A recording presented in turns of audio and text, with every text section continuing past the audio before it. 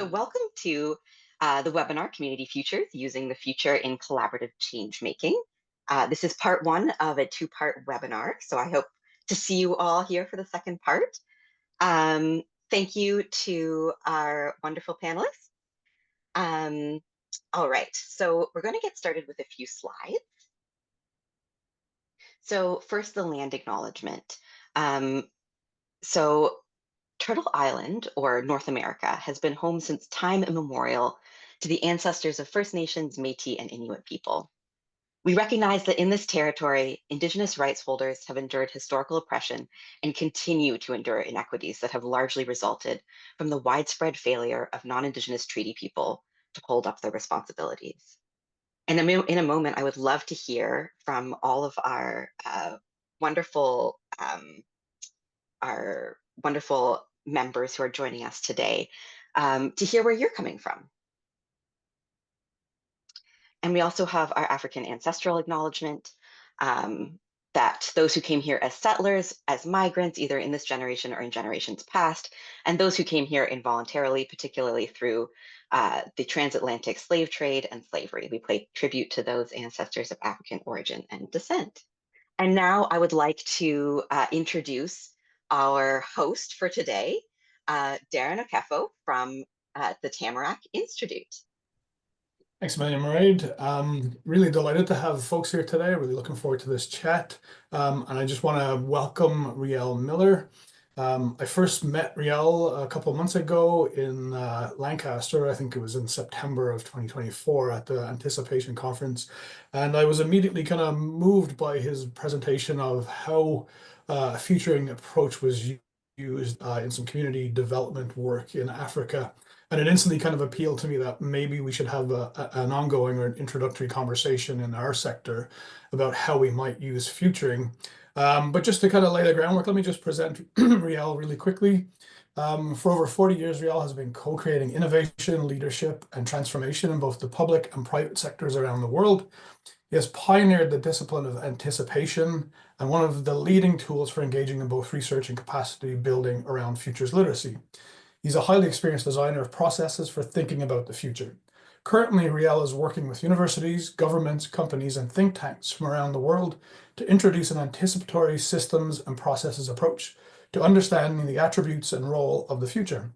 Riel was formerly head of Foresight and Futures literacy at UNESCO and has been appointed a senior fellow at École des Points Business School in France, University of New Brunswick here in Canada, NIFU in Norway, University of Witwatersrand in South Africa, Future Africa at the University of Pretoria, and East China Normal University in China. To say that's an abridged version of Riel's Palme d'Or is probably an understatement. We're really, really lucky to have someone as steeped in this and as innovative and who has been pioneering some of these approaches for such a long time. So Riel, welcome to Tamarack Institute, and thank you so much for giving us a bit of your time today. Really glad to be here. It's an honor and a privilege, and I'm looking forward to having a good discussion. Great. We might as well dig right in. We don't have too much time, so I'm going to take full advantage of having you here. But I think to begin with, let's kind of start with some kind of fundamentals. Broadly speaking, for folks new to the concept of a future study field, what does it mean to work with the future and to think about the future in generative ways when we go about planning and thinking about what we're doing? Yeah, it's important to start there, because it is really one of the critical issues. Is one of the main things that's informed my own learning voyage, which is that at first I think we really do take the future for granted, which is totally normal. We're born and we cry and we get fed and things like that, and we learn to anticipate that if we touch a hot stove, it'll burn our fingers. So being able to project and imagine something might happen, and how to cross the street and all that, those things are totally integrated into the way we see the world, and as a result, it's often the case, and I encounter this around the world, that we don't really think about how we think about the future, and we don't really think about where our futures come from. There's a certain discomfort when somebody tries to impose their own future, or when you feel that somebody is seduced by somebody else's future. We can often feel that kind of discomfort, but it's difficult to engage with, because what's the alternative? How can I create my own idea of the future? And that's where it really gets interesting, because we, I think, get trapped into something that's very predominant worldwide, and historically, which is the phrase that I just used: create the future. And it might seem kind of just natural to say that. But if you think about it, it kind of casts us in the position of small g gods. Gods create the future. They have the power. And so one of the things that happens, and this is my entry point into thinking about the future, which is, where do we position ourselves? How do humans think about their power with respect to the future? And the thing about the future is that it doesn't exist, right? So you can't like whack it or deconstruct it or unpack it or whatever, because it doesn't. It's not there. There's if it was there, it's the present. So if it's the future, it's not here.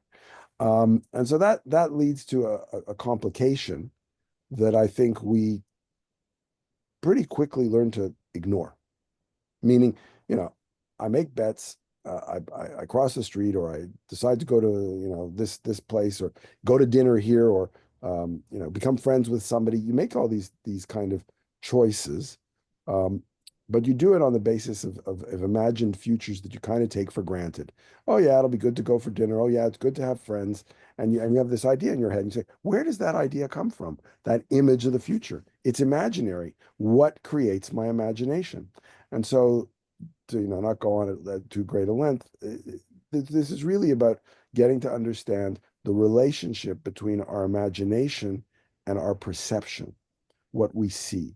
I'm not as interested in futures as some sort of goals. Do I want to go to the top of this mountain or that mountain, or to the bottom of this valley or that valley? One day I want to go one place, another day I want to go another place. What I'm really interested in is, what makes me think about that? Is it only because I know valleys and mountains? What if there's something else? What if there's plains and I don't know about plains? The steppes or something. I mean, in other words, it's crucial for us to realize the extent to which what we already have in our mind about the future really shapes what we see.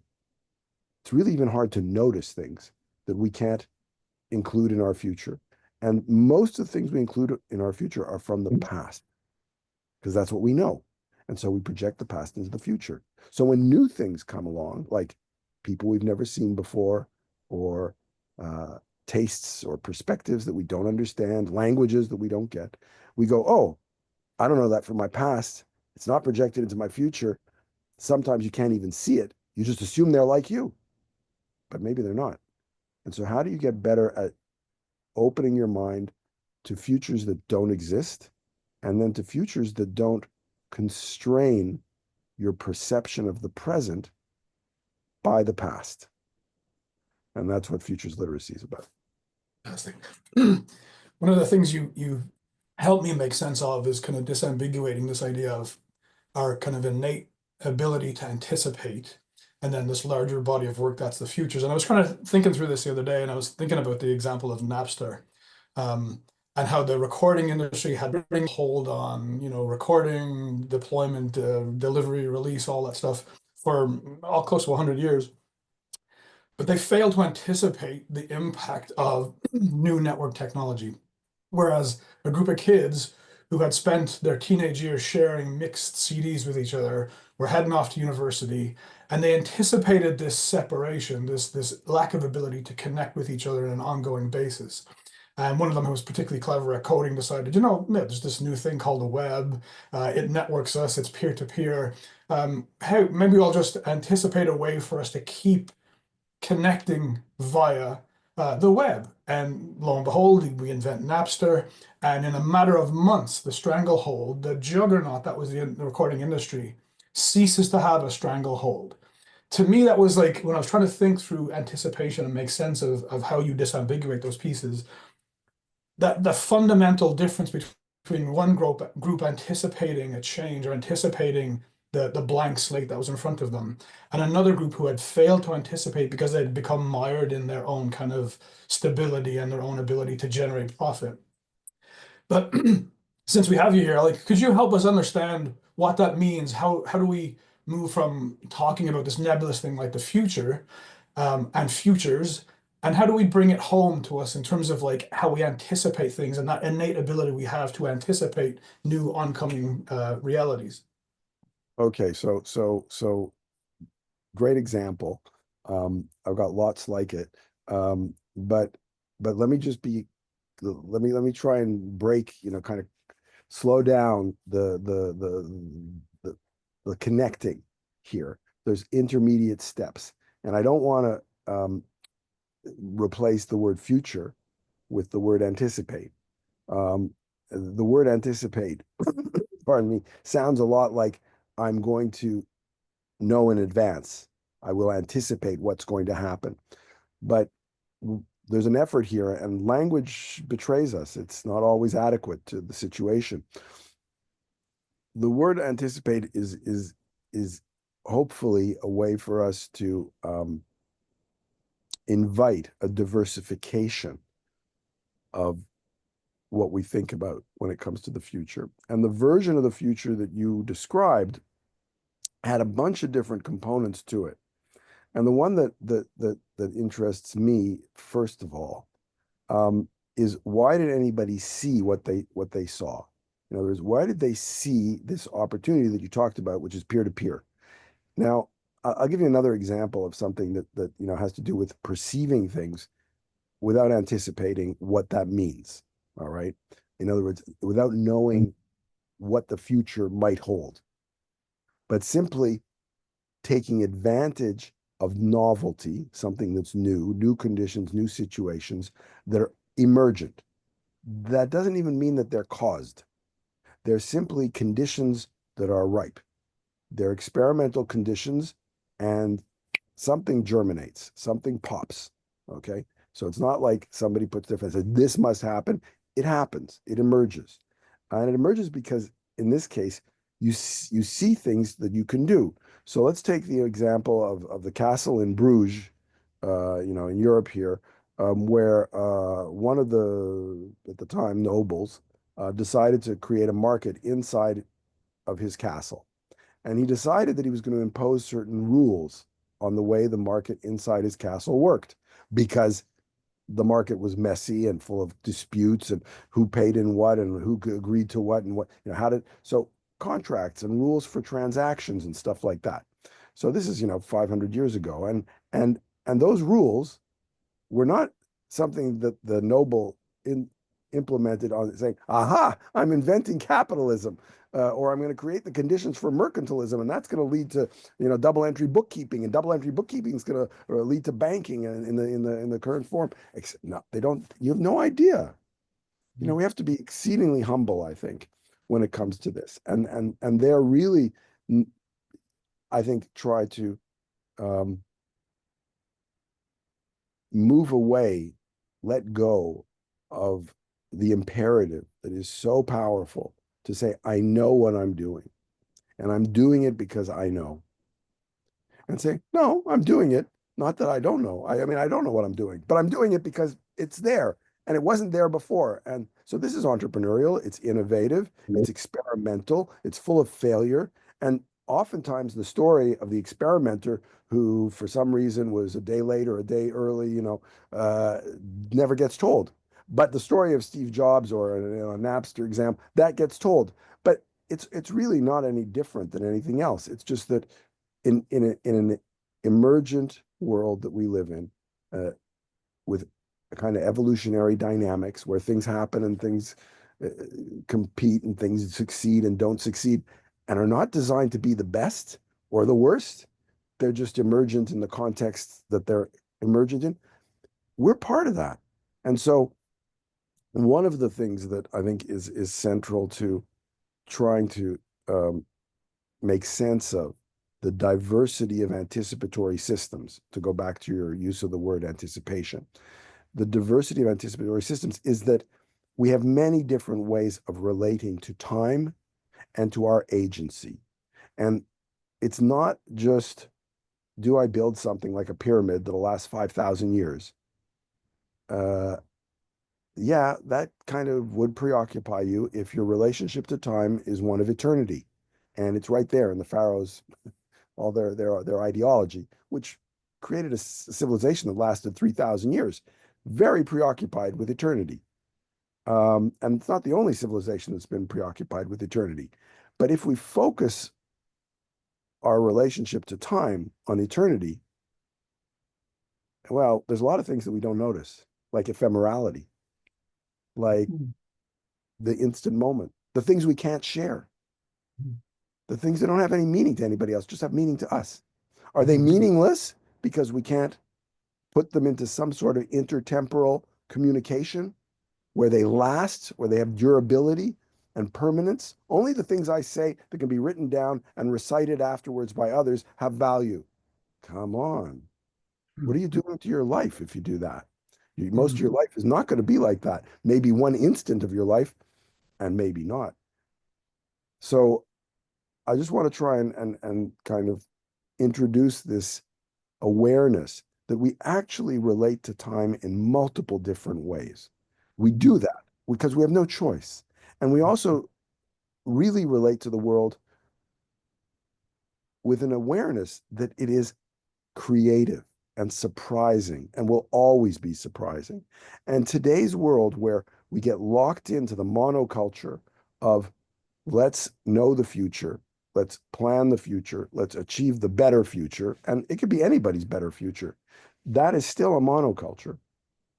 And it is very blinding to many, many things. But fundamentally, I think the greatest harm is done because it distances us from wisdom, which is unique to each person's experience in their social context. It creates a divide, a separation between humans and everything else, because essentially we privilege our position and say somehow we're outside this universe. We're going to be the masters, the gods, the controllers. So if we begin to explore these different anticipatory systems, I think we begin to appreciate more the richness of the world around us, and also to feel less alienated and less frightened, frankly. So it's amazing. When I listen to you talk, it's almost like you're starting to suggest there's a license for us to be more creative in our work, more intuitive in how we approach our work, value ideas like traditional ideas like wisdom, the knowledge that's been built up over many generations, in particularly in first cultures in here in Canada, First Nations. And I'm reminded of a story that I often lead off in terms of social innovation. The leading product for 3M is the yellow sticky note. And I mean, it's a fairly famous story in social innovation, but there was a gentleman who was shared an office with somebody else, and he was working on a permanent glue, but he couldn't get the formula right. He just got this kind of like slightly tacky like glue, but it would remain tacky. And he sat on his desk for 2 or 3 years, and his office mate, who he wasn't particularly close with, had been ripping yellow notes to put in his hymn book to remind him to practice a hymn for the weekend. And he picked up his hymn book one day to leave on a Friday, and all the notes fell out. And his colleague simply said, "Oh yeah, I got an old product I was kind of working on, and let me just like paste a little bit of this on, and you can stick that right in your hymn book and off to the off." Next thing we know, we have this, this coalescing moment of this product that's been the leading product for 3M for decades, the sticky note. And I'm thinking, is there a way to build an intuitive sense, or is that about playing and generating and creating freely? Is working with the future less prescriptive than our current approaches? I think like strategic planning, where we come up with these very kind of rigid frameworks, and the logical framework, which has been, a guiding template in our sector for a long time, but they can be brittle in the sense that as new things arrive, we can't move out of that structure. Is there a freeness or a liberation of creativity and generative energy possible when we adopt an approach of interacting with the future? Is that necessarily a part of interacting with the future? Well, just to go to the last point first, I mean, children, so I think that our anticipatory systems and processes mature with experience and age. Children definitely learn very deterministic anticipatory systems. So, if you cross the street, you don't want to be hit by a car. If you cry, you get fed. I mean, these are very, very basic survival skills.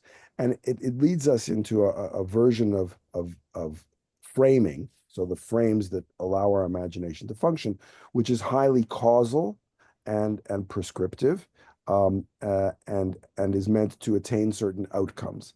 And so it's really what I call the betting framework. I want to make a bet on the horse that wins. I want to make a bet. So and and of course, to make a bet based on probability, well, probability can only be calculated if you have observations. And you can only have observations if you've collected them over a certain period of time. And that means your observations are in the past and you're projecting them into the future. So it's extrapolation and probability.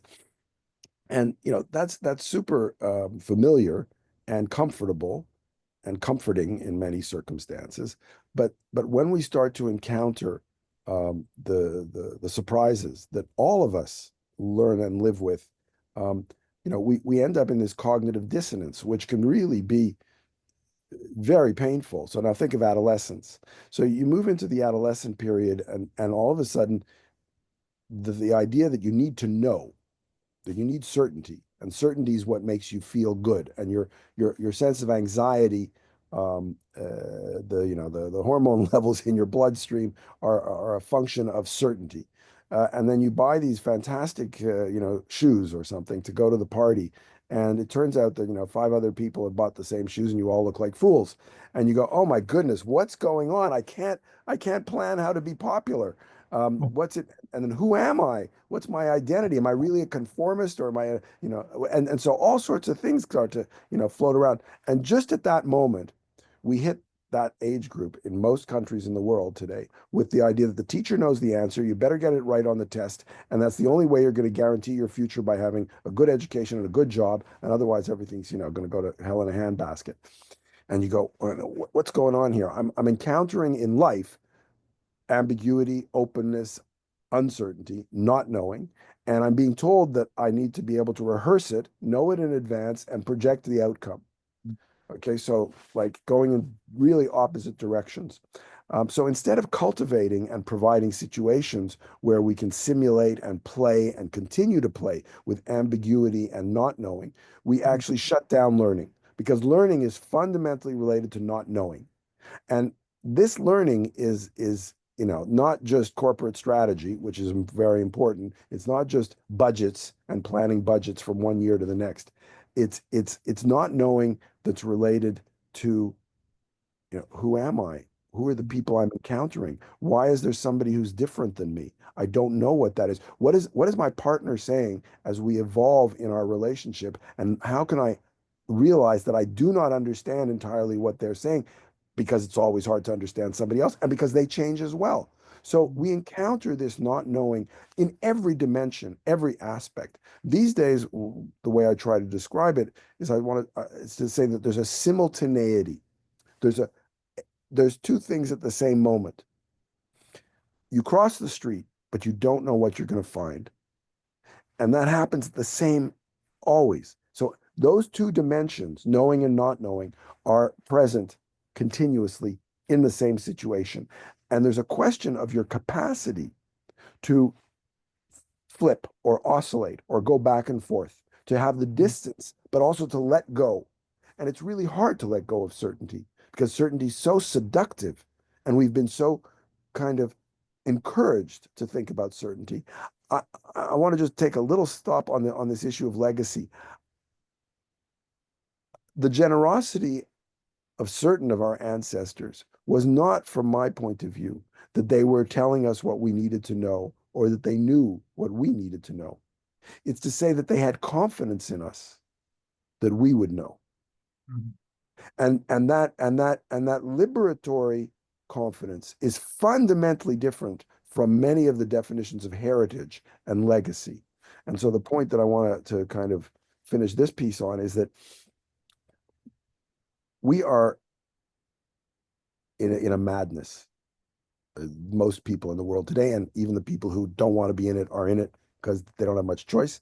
Um, and that madness is we have to maintain this crazy heritage system, this legacy system. And I just want to point out legacy systems, or the importance of the past for the future, work very, very effectively if what you want is certainty, if what you fear is uncertainty. So if you're opposed to uncertainty and the great visionary who says they'll make it great again promises you certainty, it's very seductive. It is. And if you don't feel that you have your own relationship and your own capacity to imagine openness and uncertainty, and you shun uncertainty, then promises of certainty win. But they win because you're scared. But being frightened of something is usually not knowing. Once you know the other, you realize, gee, they're not so frightening. Um, and and so once we know uncertainty as a resource, as an incredible source of inspiration for what we do, I think almost with most joy, which is learn. If I already know it, I don't need to learn about it. If I don't know, well, then I need to learn. And that learning is so joyful because it's a way of filling up who I am. So we've almost cut ourselves off from nature because we think we can play gods outside, from each other because we're into conquest and permanency, and the inertia of this, what I call a monumentalist approach to the world, which was true of the empire in China and the Inca kingdom, and I mean it's everywhere in the world, and the pharaohs and Babylon and all the rest. This inertia of you need to maintain your father's house, and you need to maintain the water supply, and you need to maintain the cattle supply, and you need to sow in the field, and you need to do the rituals that will bind you to the system that allows you to repeat the sowing of the fields, etc. This hierarchical, this imperative to colonize the future on the basis of what you know from the past is devastating. And it puts us at odds with our universe. And probably, probably, and here I'm making a little scenario, could end up with the species not fitting in. It won't be us that determine, wins that one. Just to reflect on something you said there, which is, I think it resonates so deeply with me. And I've read, from other thinkers like Kurt Biesta in particular around education, that there's a really important and nuanced difference between us being learning creatures and us attending a school to absorb knowledge and information and create new types of information. And at our fundamental level, we interact with the world by learning about what we're doing. We're always learning. We're learning creatures. It's one of the most fundamental identifiers of us. And as such, these prescribed processes, these heritages, these rehearsed rituals, they lock us into a state that isn't particularly natural for us, but it does secure somebody's pre-programmed future.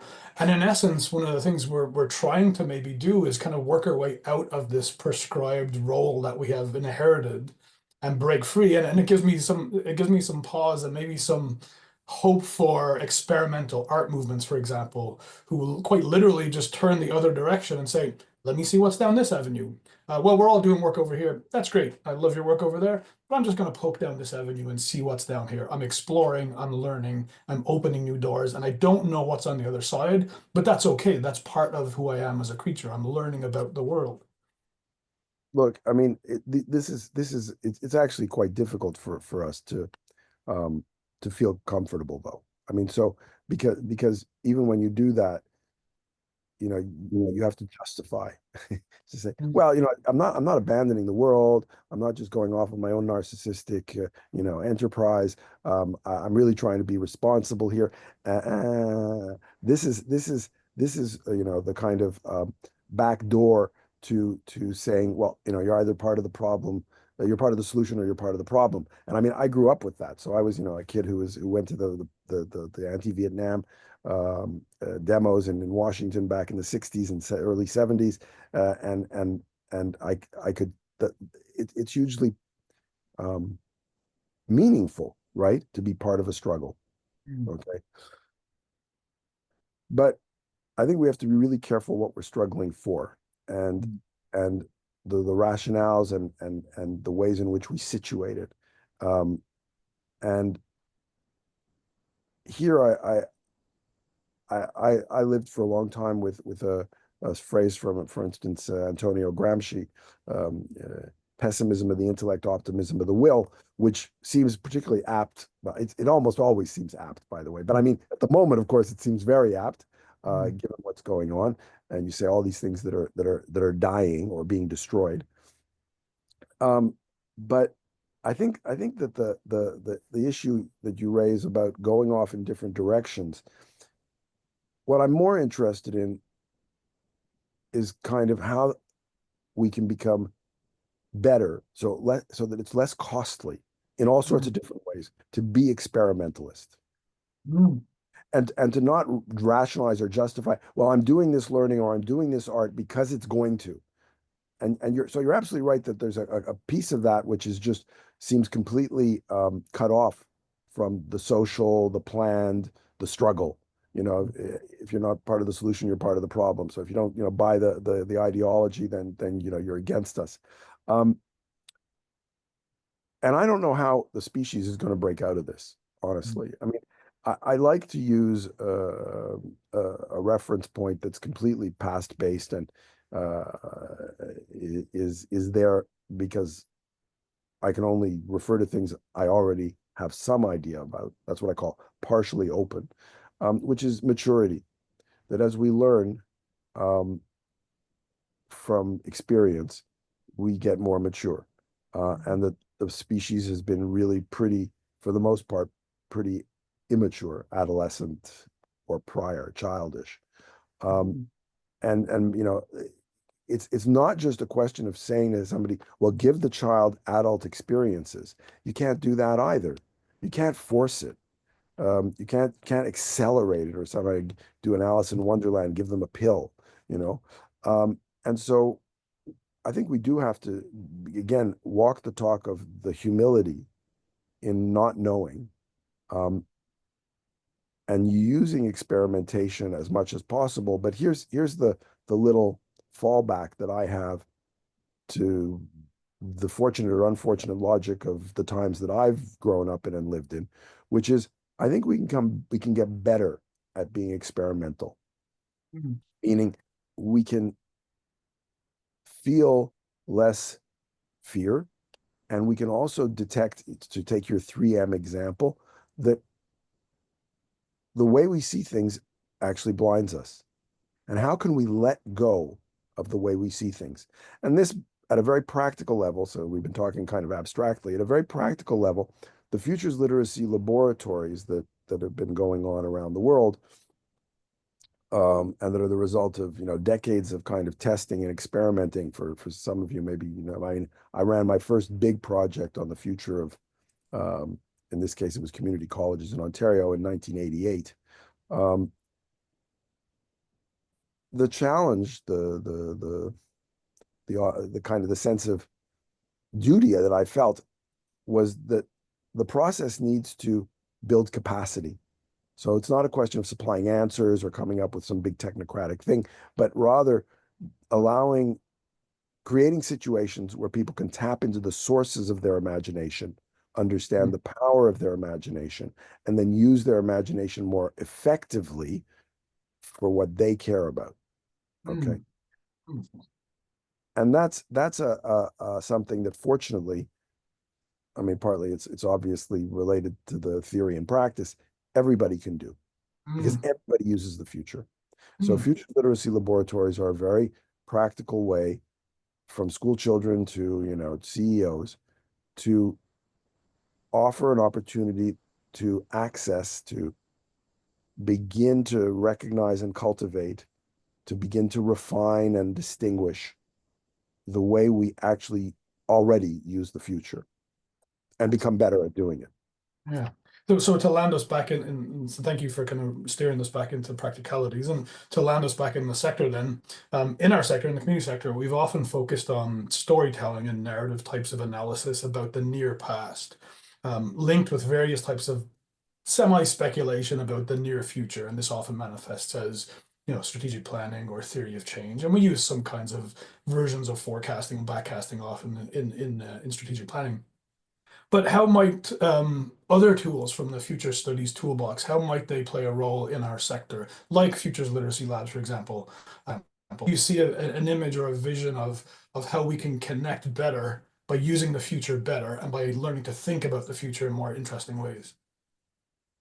Look, I mean, there's a lot to talk about because there's, so many different things that people care about, and that impact on their lives in very direct ways. Whether it's hunger or oppression or patriarchy or whatever it happens to be. They're urgent. They're very real and tangible. And at the community level, you can access them because you're face to face. You're really there. But at this point in time, in this particular world, I've often found that one of the key entry points into building capacity at the community level is to allow people to recognize that value is something they define. Now, this strikes at the very core of a property transactional, productive consumption way of organizing human activity. Why do we organize human activity the way we do? And what is the value that we get from organizing activity? Well, the value I get is that I can stand in the subway for an hour and get to work, or I can sit in traffic for an hour and get to work. And then I can look at my watch and say, well, okay, I go home in about, 5, 6 hours or 7 hours. And then, so we can organize life so that we're trying to deal with boredom and boredom. It really helps to have gone to school where you learn to tolerate boredom and show that you're able to tolerate boredom so you can get employed. But is the purpose, does that create value? Probably not. And what is a universal value, something that's valuable to everyone?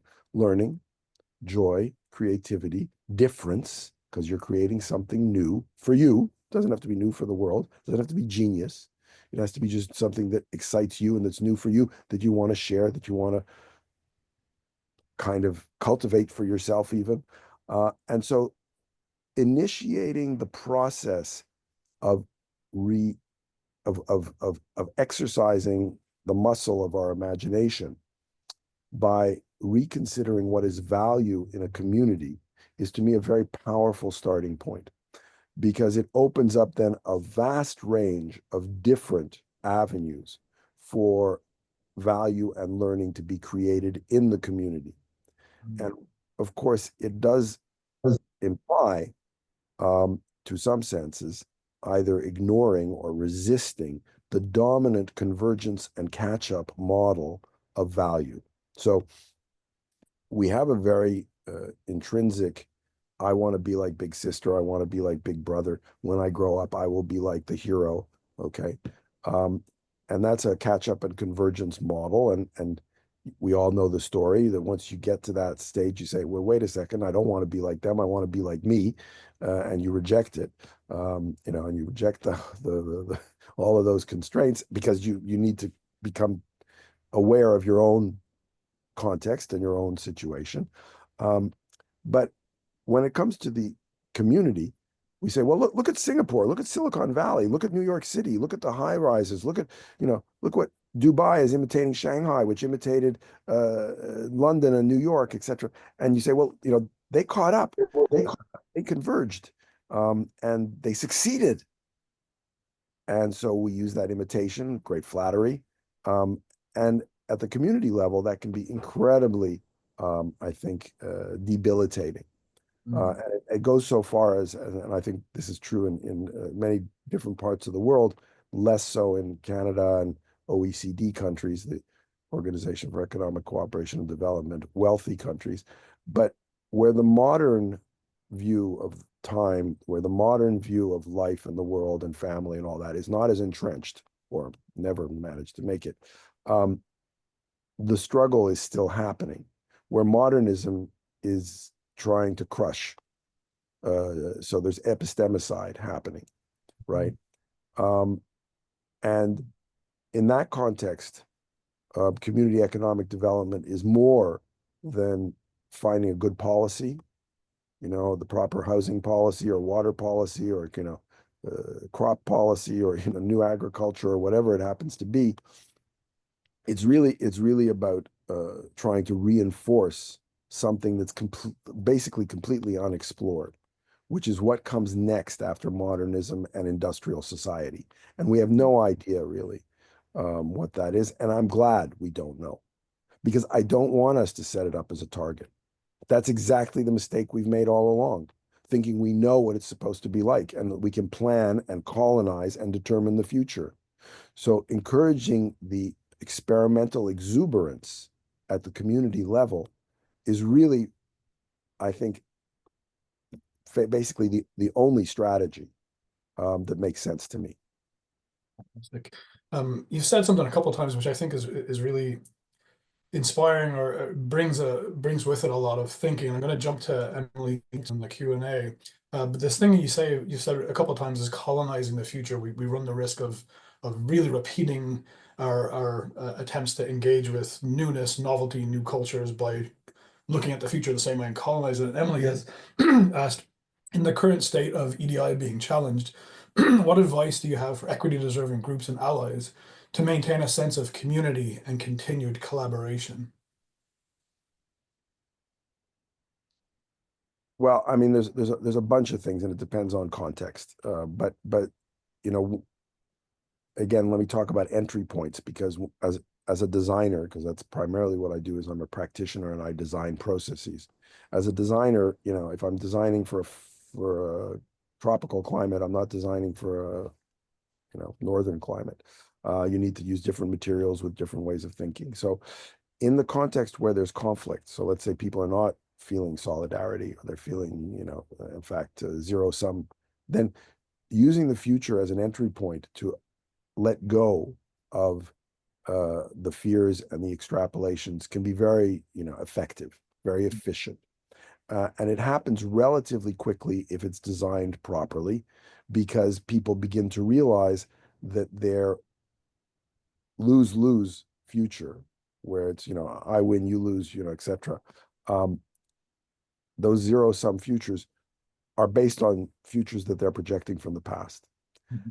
And when they begin to realize where those are coming from and how they can be questioned by other approaches, other ways of organizing the world, it opens up space for different conversations. So in the situation where you're in conflict, using the future that way is crucial. And let me just make a plug here, though, and I'm hesitant because it sounds, I think, in some ways, distancing, or how can I say it, exclusionary.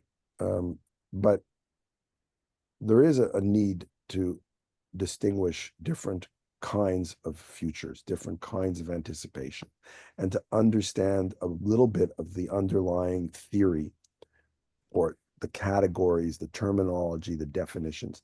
If I say to you, I want you to learn to read and write, and you say, well, how can I do that?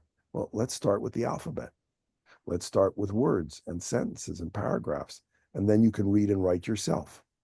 So the same thing goes if we're trying to work with communities that have divides and conflicts, fears. It's crucial to not simply invite them to talk about the future. So I'll let me give you an example from today.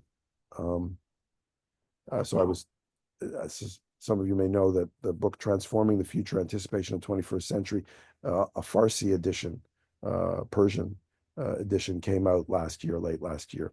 And the team doing the work in Iran did their first Futures Literacy Lab recently. And they were talking about how they did the warm-ups and the tried to get people to be open for collective intelligence, knowledge creation.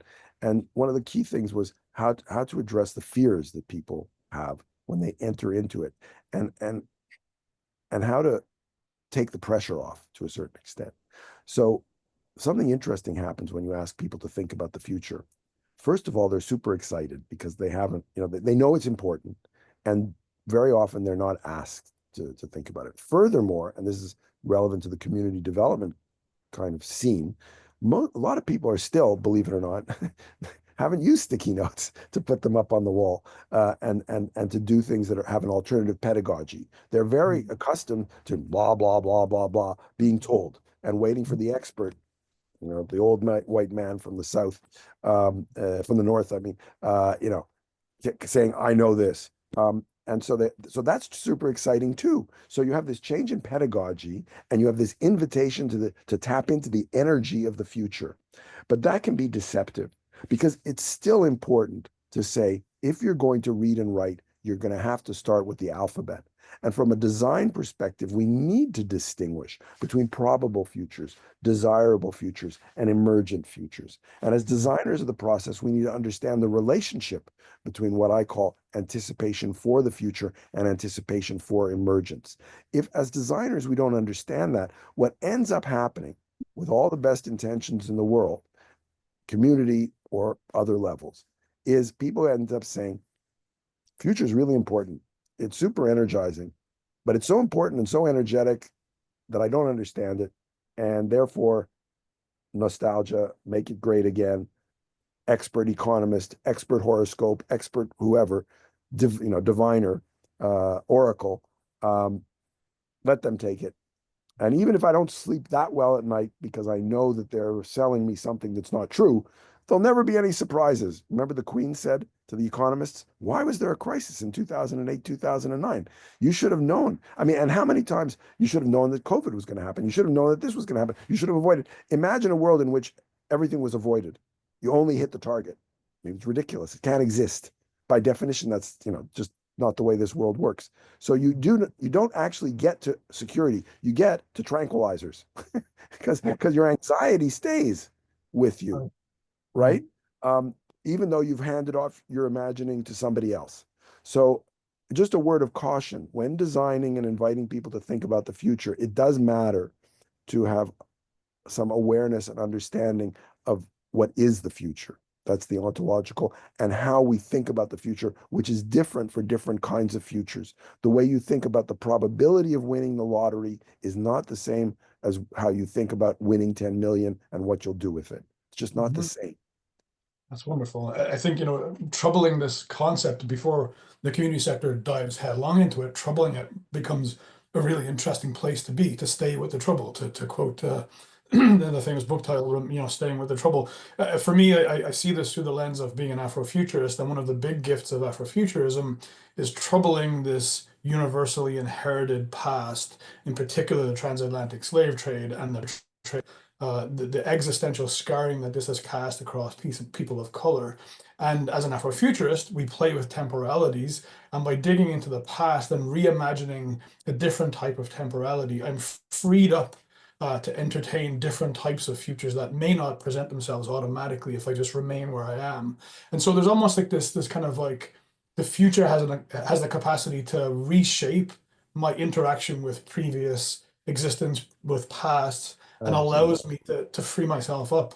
I know we're heading towards the end of the top of the hour, so I want to make sure I leave a bit of room here for one more question, and then we'll give you the last word, Riel.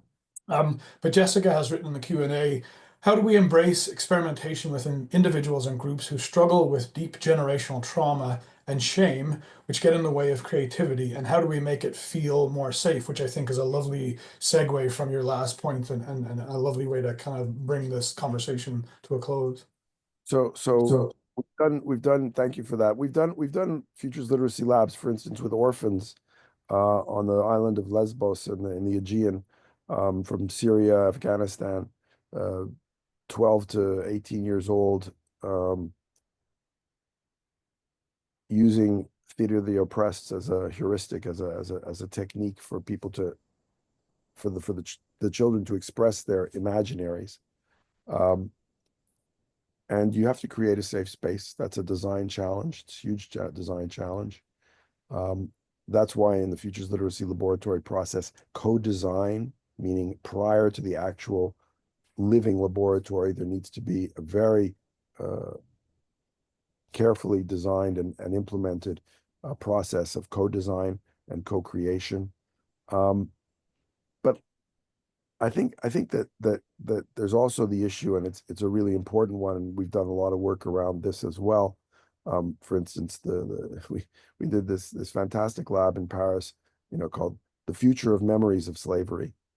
And and there isn't, I mean, basically nowhere in the world, and frankly, and this is not, I want to be obviously very careful. There are different kinds of trauma and different degrees of trauma, but trauma is mostly relative to what you've experienced, and what seems like a small trauma to one person may be a big trauma to another person.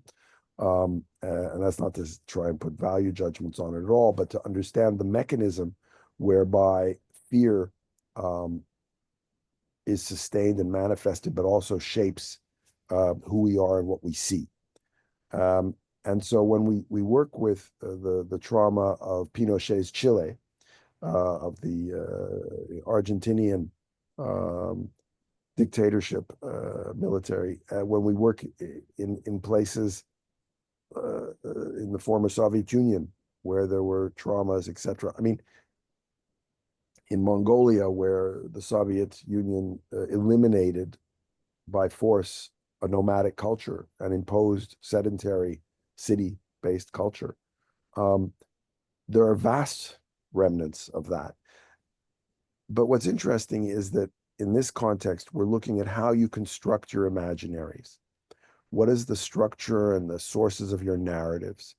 Why are you telling the story the way you're telling it? And our ability to be inventive about our rituals, about our narrative structures, about what we consider to be strong, what we consider to be weak. These things are really quite open. And you can, I think, provide the degree of transparency and acknowledgement of the reciprocity between past and present and future, between the trauma and the hope. And what's crucial, I guess, is to not expect that to come to closure. You don't end it.